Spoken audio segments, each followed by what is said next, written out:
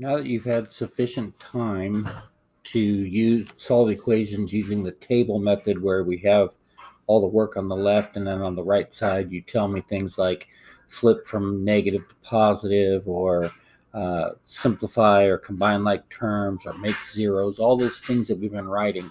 Um, we should be able to think that through in our head and then start writing it actually out without the help of the table. So if I ask you to solve an equation, write your answer in the text box, and then check it, here's how I want you to show that work. So, uh, first place, I'm using the math type, so that's that button right down here.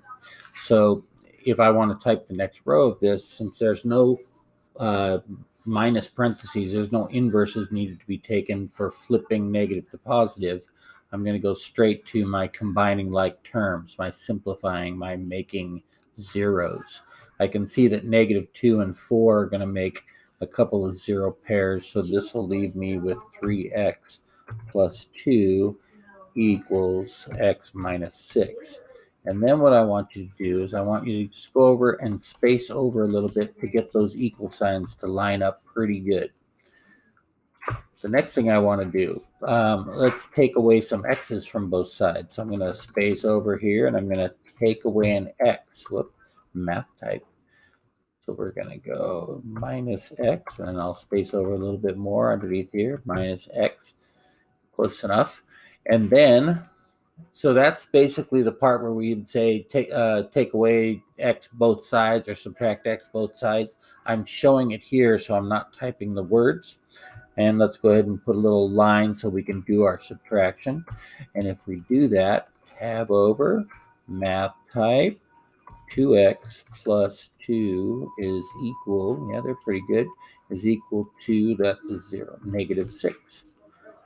Next line. So my next line, I'm going to go ahead and since my x's are all on the left now, I'm going to get rid of that 2 so that I can get the x's all isolated alone.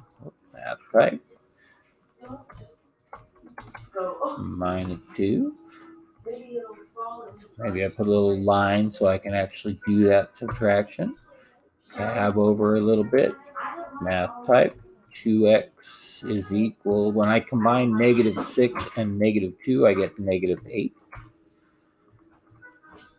Now I need to divide both sides by 2, so the easiest way to do that is to redo that line. 2x divided by 2 equals negative 8 divided by 2. And you can see I've gone over a little too far, so I'll back that off a little bit.